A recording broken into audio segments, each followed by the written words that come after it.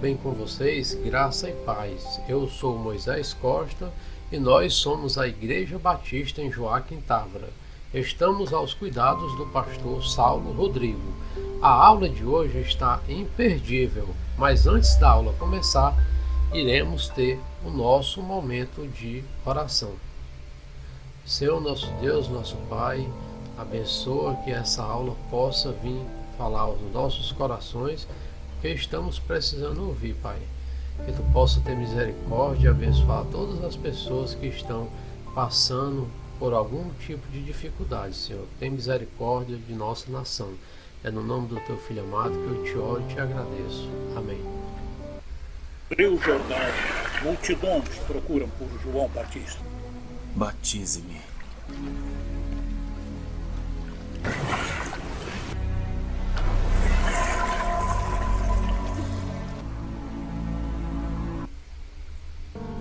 Portanto, ide, fazei discípulos de todas as nações, batizando-os em nome do Pai, e do Filho, e do Espírito Santo.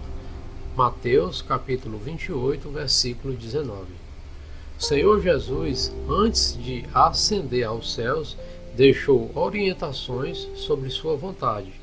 Ordenou a seus seguidores que façam novos discípulos e que os mesmos sejam batizados em nome do Pai, e do Filho, e do Espírito Santo, integrados nos seus ensinamentos, sempre contando com a sua presença. O batismo é uma ordenança de Jesus para cada discípulo. Por vezes tem sido mal compreendido. O ensino bíblico, porém, é muito claro. A aula de hoje é a lição de número 7, que tem como título o batismo. E iremos começar com um tópico que fala sobre o batismo praticado por João Batista. O precursor de Jesus é o primeiro personagem do Novo Testamento a praticar o batismo, e o faz na base da mudança de vida, o arrependimento. O reino dos céus então havia chegado na pessoa de Jesus. Cabia aos homens o arrependimento. Então João Batista ali, ele praticava o batismo naquela região em cima do arrependimento, dessa mudança de vida, dessa nova atitude. E João Batista trazia esse batismo ali na região. Muitas pessoas estavam procurando João Batista para ser batizado. E quando Jesus chega para que João Batista o batize, ele ficou um pouco, podemos dizer assim, assustado, porque Jesus não tinha pecado. Jesus não tinha do que se arrepender. Então, qual mudança o batismo ia trazer na vida de Jesus? Mas também entendemos, como a Bíblia nos fala, que Jesus veio para cumprir todas as coisas, né? Então Jesus tinha que se batizar, ele tinha que ser batizado, no caso, por João Batista, para cumprir e para nos dar o exemplo dessa ordenança que ele nos deixou. E no segundo tópico fala exatamente sobre o batismo de Jesus. Durante o ministério de João Batista, entre os candidatos ao batismo surgiu o próprio Jesus. Foi uma grande surpresa para João Batista, porque ele não quis batizar Jesus, pois ele não tinha do que se arrepender, enquanto João Batista sim. Porém Jesus insistiu, porque ele convinha a cumprir toda a justiça. Então fica claro que João Batista, ele, além de surgir essa dúvida, ele também não queria batizar Jesus, por conta do que ele não viu pecados em Jesus, ele não viu nada para Jesus se arrepender. Então o próprio Deus se manifestou aprovando o batismo de Jesus. Esse texto você em casa vai encontrar ele em Mateus capítulo 3, os versos 16 e 17. E buscando por Jesus e aprovado por Deus, esse é um exemplo a ser seguido por todos os discípulos de Jesus. Submetendo-se ao batismo, Jesus deu o exemplo a todos os crentes. Então Jesus, ele se viu de exemplo quando ele se ofereceu para que João Batista pudesse batizá-lo. E agora, nesse tópico, iremos falar sobre Jesus mandou batizar. Em Mateus, no capítulo 28, nos versos 19 e 20, temos a sequência prevista por Jesus. Primeiro, faz-se o seu discípulo, aquele que segue o Mestre. A seguir, este discípulo é batizado em nome do Pai e do Filho e do Espírito Santo. Então Jesus manda que pratiquemos essa ordenança de batizar. Só que numa sequência, primeiro faz-se esse discípulo, Primeiro nós iremos entregar a sua palavra, evangelizar, levar o seu evangelho para aqueles que não conhecem, aceitar, e depois essa pessoa aceitando, se arrependendo verdadeiramente de coração dos seus pecados, aí você encaminha essa pessoa para o batismo. Então fica bem claro que Jesus deixou essa ordenança e deixou essa ordem para que cumpríssemos a ordenança do batismo. Porque ele não se trata de uma criação ou de uma opção humana, e sim de uma ordenança de Jesus. Então cabe ao discípulo obedecer. E no próximo tópico iremos falar sobre um exemplo de batismo no início do cristianismo. E você em casa aí pensando com a pessoa que você está assistindo, se você está assistindo ou só, ou com seu esposo, com sua esposa, com algum colega ou na ida para o trabalho, você sabe qual seria esse exemplo de batismo no início do cristianismo? Então vamos aqui descobrir junto. No livro de Atos, quem narra os primórdios do cristianismo, encontramos um exemplo bíblico de alguém que buscou a verdade e, ao se declarar discípulo de Jesus, procura ser batizado e é atendido. O texto encontra-se em Atos, capítulo 8, dos versos 26 ao 40. Um dos seguidores de Jesus, Filipe, guiado pelo Espírito Santo, encontra um viajante etíope que ocupava alto cargo no governo da rainha do seu país. Esse, porém, era religioso e, regressando de Jerusalém, ali lia parte do Antigo Testamento, quando a história é narrada. Então, o Espírito Santo dirige Filipe para que, iniciando um diálogo, ele possa explicar o texto bíblico que fala de Jesus. A explicação, ainda que narrada em poucas palavras do texto bíblico, provavelmente levou bastante tempo, pois demonstrou ser bastante completa. Completa ao ponto do etíope, ao chegar a um lugar onde havia água, ele indagou se havia impedimento de ser batizado. A condição que Filipe impõe é a da fé em Jesus Cristo. Diante da afirmação positiva, então realizou-se o batismo. Parado o carro, desceram ambos a água e o etíope foi batizado por Filipe. Realizado o batismo, ambos saíram da água, e convém notar que a água que um viajante de longe percurso provavelmente levava no carro não era suficiente. Suficientes foram a profissão de sua fé e a quantidade de água em que ambos entraram para o batismo. Essa circunstância revela que houve imersão. Então esse exemplo aí era do etíope que Filipe batizou. É um exemplo bem clássico que encontramos no livro de Atos. E nesse tópico iremos falar sobre a forma e o significado do batismo.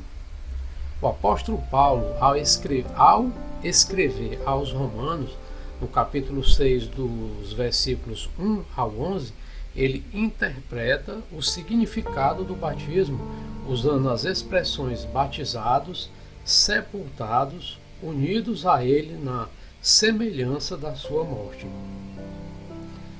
Então, nesse tópico aí, Paulo, ao escrever aos Romanos, ele faz essa alusão sobre o sepultamento, sobre essa questão de você enterrar o homem antigo, né? Ele está fazendo aí uma analogia a quando Jesus foi sepultado. E recordando o que vimos nas passagens estudadas anteriormente, percebemos que João Batista batizava no Rio Jordão, que Jesus, após seu batismo, saiu logo da água. Logo fora nele batizado. Então João Batista batizava em Enom, porque ali havia muitas águas. Filipe e o etíope utilizaram o maior volume de água à beira da estrada. Desceram ambos a água e após o batismo saíram da água. Então o apóstolo Paulo, ao escrever aos Romanos, ele interpreta o significado do batismo usando as expressões batizados, sepultados, unidos a eles na semelhança da sua morte. Então, o sepultamento daquela época é o mesmo de hoje, consiste em cobrir o morto completamente. A palavra batizar, transliterada do original baptizo, geralmente significa mergulhar. Logo batizados e sepultados e unidos a ele na semelhança da sua morte, e quando foram mergulhados nas águas, mas as narrativas bíblicas estudadas indicam inequivocadamente a forma do batismo como imersão completa do novo discípulo de Jesus. O próprio Jesus a ele se submeteu.